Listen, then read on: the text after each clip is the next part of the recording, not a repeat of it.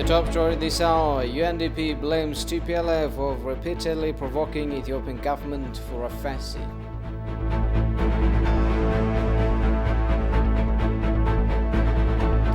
And US Ambassador to Ethiopia, Grita Passi, vows to support the humanitarian and peace relief efforts in the state of Tigray.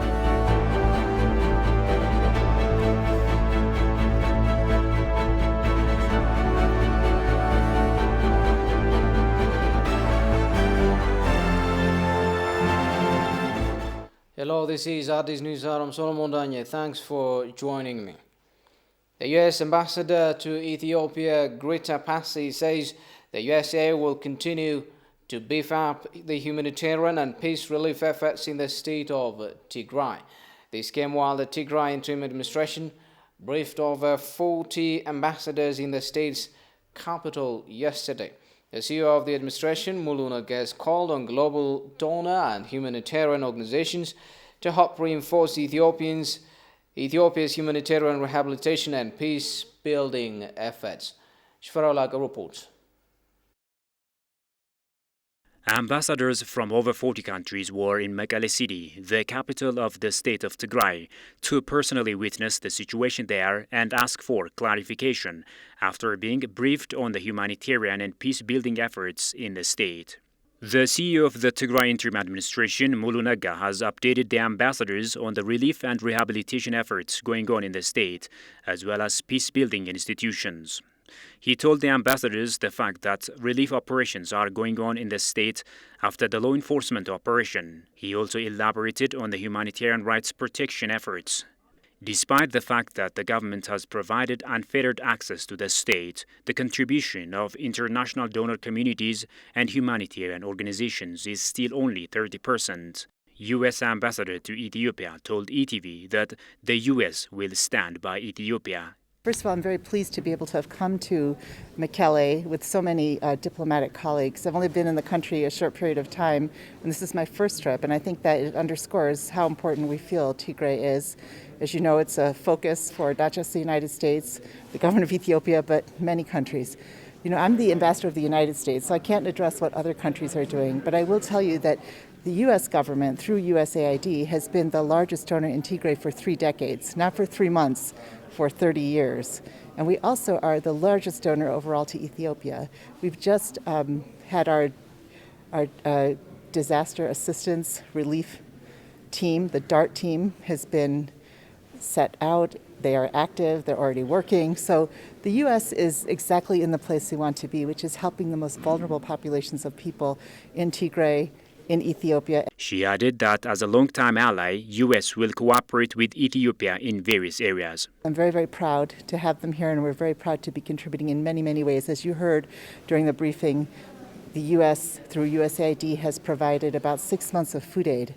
I mean, this is very important, and we'll continue to do so. We are partners of the people of Ethiopia. We want this area and this nation to thrive. We care very much about what we do here, and we're glad and proud to be engaged with Ethiopia as partners to assist in this very difficult time. The state of Tigray has taken the occasion to call on the ambassadors and international donor communities to help beef up the support of the humanitarian and relief operations. The ambassadors, who asked various questions for clarification, have pledged to stand by Ethiopia in its effort to provide relief and humanitarian assistance. They've also appreciated the briefing, underlining that such moves will create more clarity, thereby showing the openness of the government of Ethiopia concerning the situations in the state of Tigray. Oromia, Benishangul, and Gambella regional states donated over 282 million support to Tigray to rehabilitate victims amid the conflict. Chiefs of the states visited some of the victims in Mekelle. Alula Teklemaram has more on the story. Millions have become victims of the law enforcement operation in Tigray, and majority of them are in need of support, where various local and foreign humanitarian actors are grabbed to. The federal government recently announced the distribution of humanitarian aid to over 3.8 million people in the region. part of the initiative, Oromia, Benishangul Gumuz and Gambela regional states donated over 282 million birr support to Tigray to rehabilitate the victims. Accordingly, Oromia region supported 200 million birr in cash and 57 million birr in kind, and the Benishangul Gumuz region donated 15 million birr and 1 ambulance, and Gambela region supported 10 million birr in cash. The heads of these regional states called for cooperative efforts to rehabilitate the victims. አብረን ነው ችግር ውስጥ ያለ ነው ከዚህ ችግርም የምንወጣው አብረን ታይዘን ተደጋግፈን ነው ከዚህ ውስጥ የምንወጣው We are in a common challenge and we shall overcome it when we are together. One should not doubt that we shall pass this situation. Everything will pass, leaving history behind, and supporting the people of Tigray is not a matter of choice for the state of Oromia. It is just our mandate to do so. This is what we learn from Ethiopian culture values. We'd rather choose to stop our developments in Oromia than to see people dying in Tigray. ቀጣይም የከፋ ነገር ከመጣ ኦሮሚያ ውስጥ ያለውን ልማት እናቆማለን እንጂ ትግራይ ውስጥ ህይወት ሊቆም አይችልም ተደጋግፈን ያንዱ ክልል የዛኛው ክልል ህመም እየተረዳ It is impossible to address challenges single-handedly. Our common problems require our joint efforts to curb. So the government of Benishangul Gumuz is ready to support Tigray, as it means solving our own problem. ብዙ ችግሮች የደረሱባት የትግራይ ክልል የወንድማማችነት This is a part of the national campaign to support Tigray, whose socio-economic activity has seriously been damaged. We, the 3 regional states, organized this support to show our solidarity with the people of Tigray. It has to be strengthened. Chief Executive Officer of the Interim Administration of Tigray State, Mulunega, to his part, called for intensified efforts to rehabilitate the victims in the state.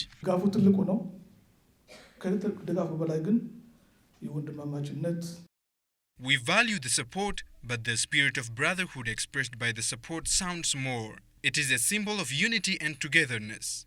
What the Tigray people currently need is a solidarity who shares the feeling of the people.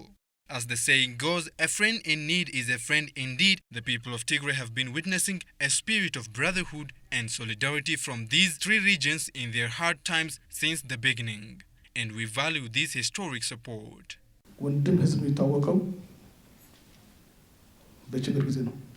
Heads of these 3 states visited some of the victims in Mekelle city.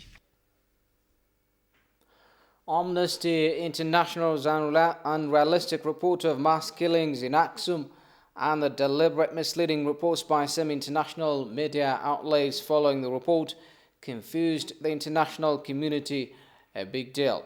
What really happened there was, on the contrary, the filming EBC crew conducted there confirms. It is to be recalled that EBC produced news stories speaking with residents of Aksum during the annual Aksum Sion celebration 2 days after the alleged killings. Sintayo Tamrat has compiled the following story. Aksum town is one of the areas the TPLF junta made great infrastructure damage. The junta clearly showed its atrocity to the nation as well as Tigrayans while destroying the Aksum airport, including the airfield. The clique destroyed it because it planned the town to be center of war. After the National Defense Forces occupied the city, socio-economic activities gradually returned to normalcy. After several weeks now, the remains of TPLF clique and the international media have reported mass killings of about 800 people in the town of Aksum 2 days before the Aksum Zion annual festival. However, a team of journalists from ETV had been in the town 2 days earlier to report one of Ethiopia's big religious events, the commemoration of the St. Mary Zion of Aksum. Residents had this to say on the peace situation in the town.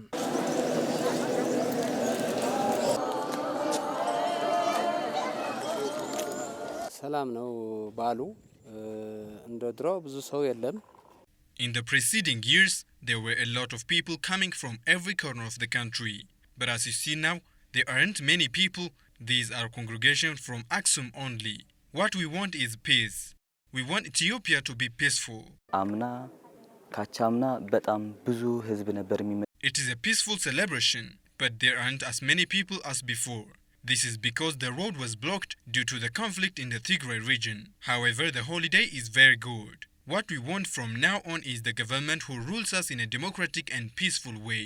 ያው እንደምታዩት ነው ያው አሁን መቼም ትንሽ ጸጥታ ያለበት ይመስላል ግን As you see it, it's beautiful. This is very good. But previously, the crowd was too big. We want God's mercy so that we will celebrate the holiday with other Ethiopians next time. We also need peace. We want everything to be restored into previously situation. We are all one. We are one and united Ethiopia. ከዚህ በተሻለ ሰላምን አግኝተን ሀገራችን ሰላም አግኝታ We expect the next celebration will be as extraordinary as usual. We will celebrate it with great joy as the nation gets completely peaceful. God is our hope. Since the TPLF junta had a plan to use Aksum as its strategic war center, much humanitarian crisis could have happened to the area, but the reality is as what was witnessed by the residents of Aksum. However, few global media outlets, including Associated Press, CNN and BBC, reported the killings of over 800 people in the town of Aksum.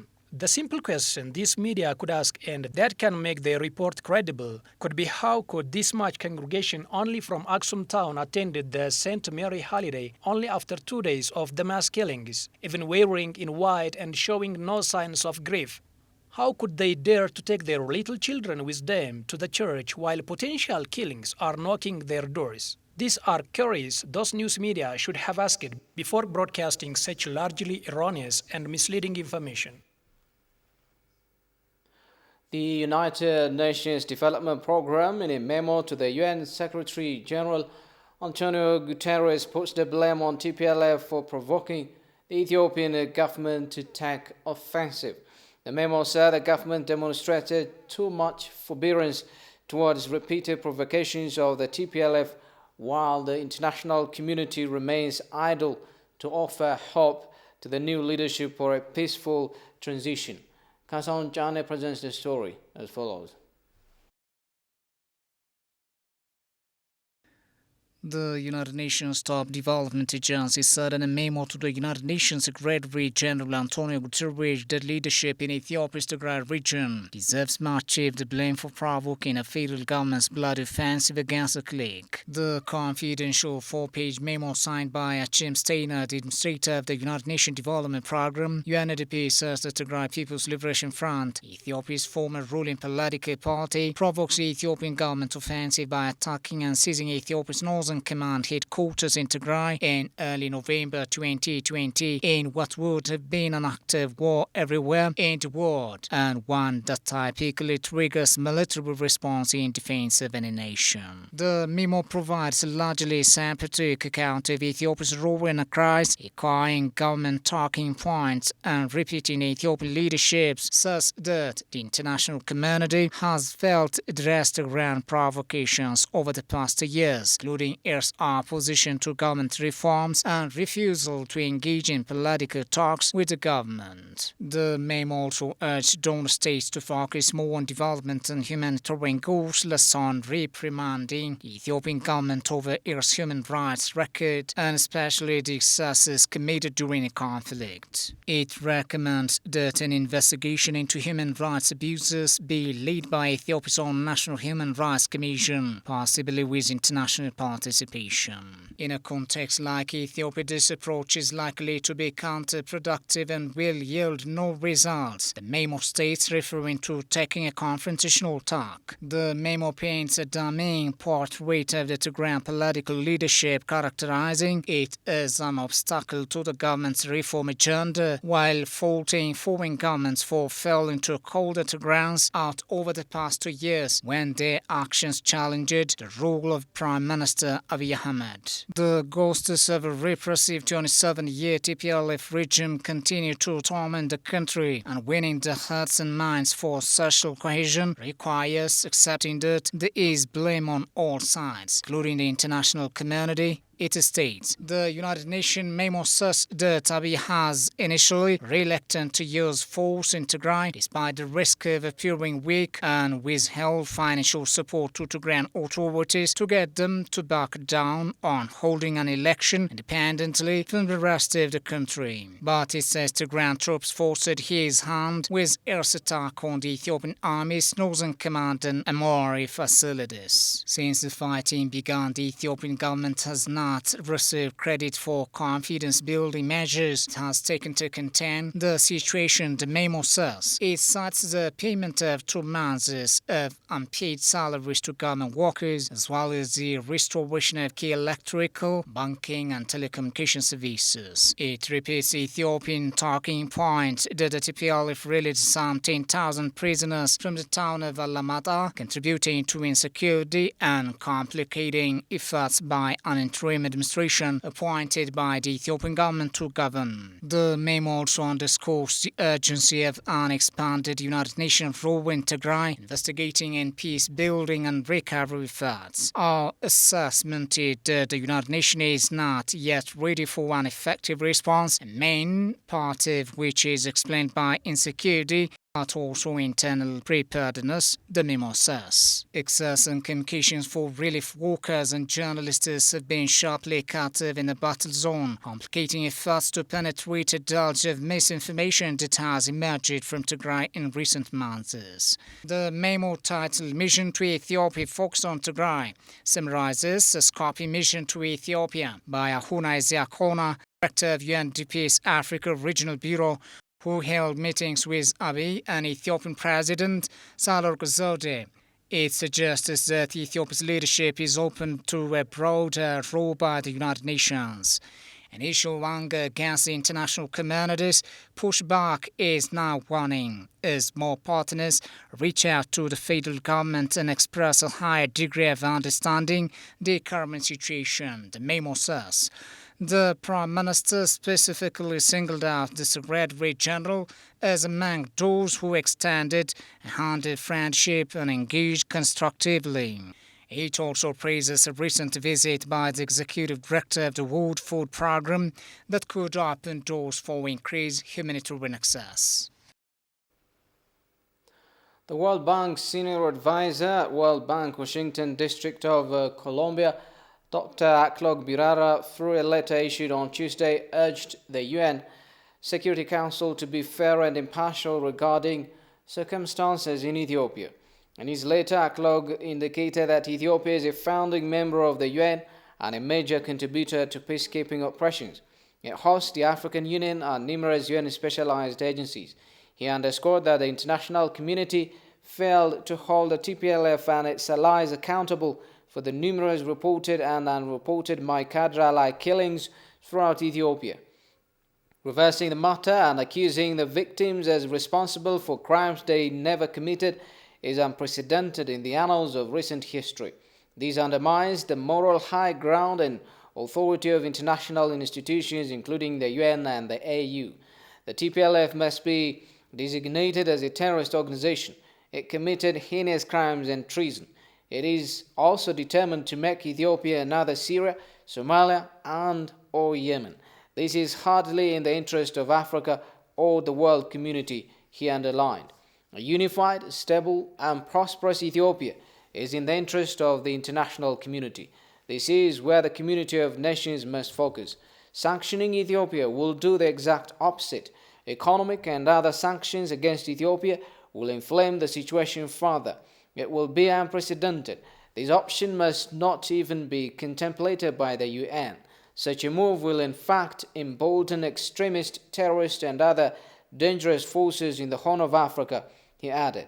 To be relevant, the UN Security Council must be fair and impartial, he stressed.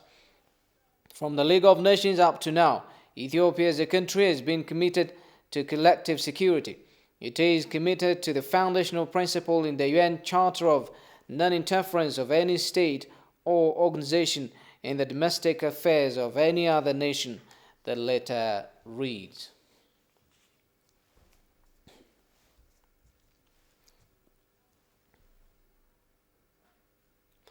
Ethiopians are demonstrating holding demonstrations in Washington, D.C. and New York on Wednesday and Thursday under the theme Unity for Ethiopia.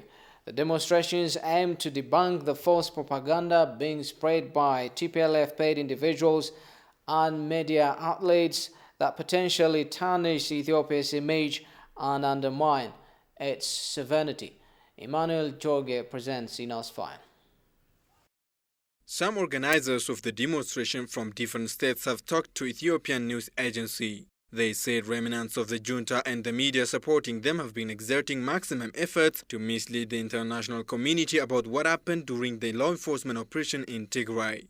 The coordinators noted that the groups and media outlets spreading false information, ignoring the activities underway in reconstructing of Tigray and providing humanitarian assistance by the government, the diaspora, and various charitable organizations. They stressed that the act not only tarnishes Ethiopia's image, but is considered as an attack on the sovereignty of the country.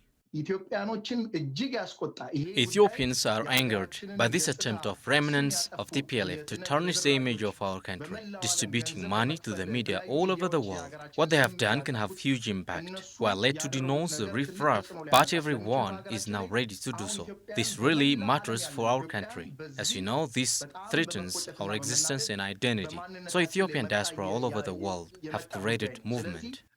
በመላ ዓለም የሚገኙ ዲያስፖራዎችን በዚህ ጉዳይ ላይ ተነቃንቀዋል።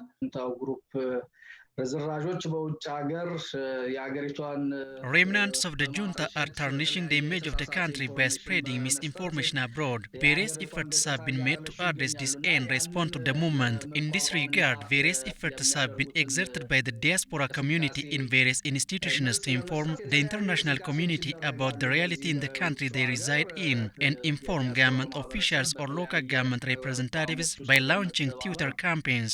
ትዊተር ዘመቻዎችን ያደርጋል የተለያዩ የካምፔኝ እንቅስቃሴዎችን በማድረግ Furthermore, the coordinator stated that Ethiopians living in the United States will not tolerate the pressure by Egypt and Sudan with regard to the Grand Ethiopian Renaissance Dam.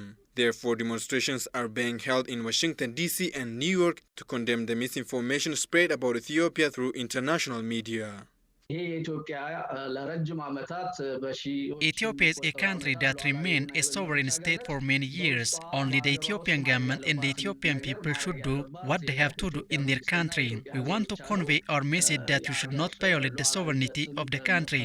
We would like to convey a special message that the negotiations with Sudan and Egypt on GERD should end peacefully.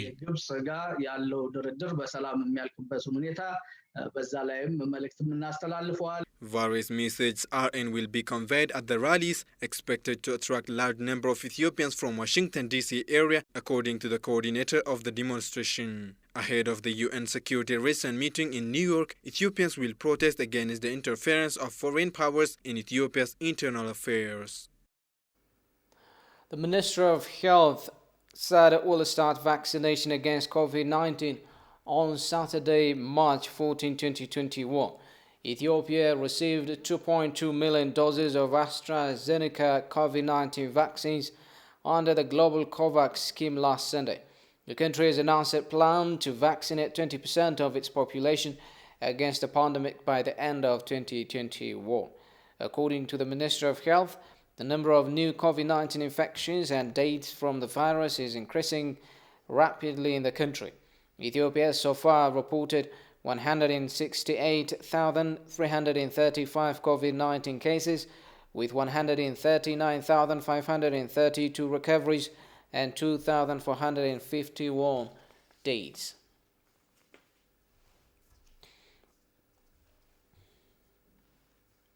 The Sugar Corporation has announced that Bella's Sugar Factory will start production in a month. However, CEO of Sugar Corporation said the factory needs the support of the federal government as it has been unable to mobilize heavy machineries to go fully operational. Goshumal Osmo. 7 years back, Metal and Engineering Corporation Metec took a $235 million contract to build Bell Sugar Factory project, but as all sugar projects commenced throughout the country turned to be failure, the Bell Sugar project remained one of them. The project only reached 65% of its construction stage in 5 years' time while it was under Metec. Evaluating the poor performance of the project, the government cancelled the contract and handed it over to another company.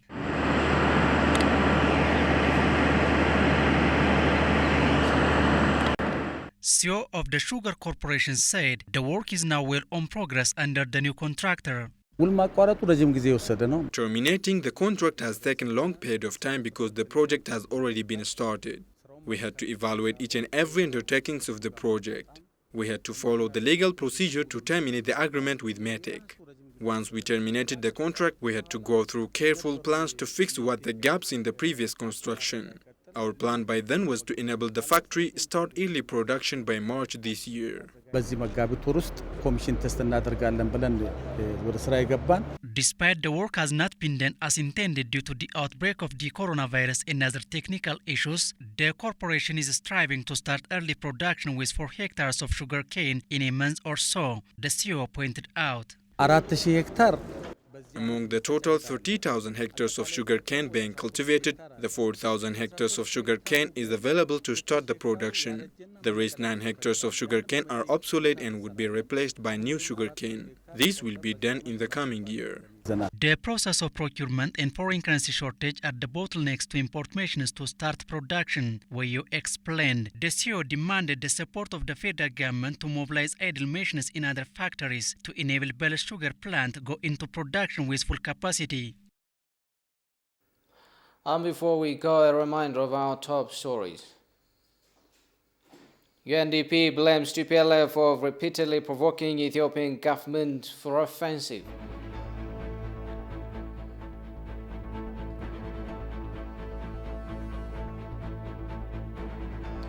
Our US ambassador to Ethiopia, Greta Passy, vows to support the humanitarian and peace relief efforts in the state of Tigray.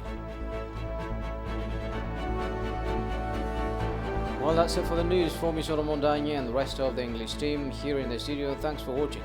Have a good day.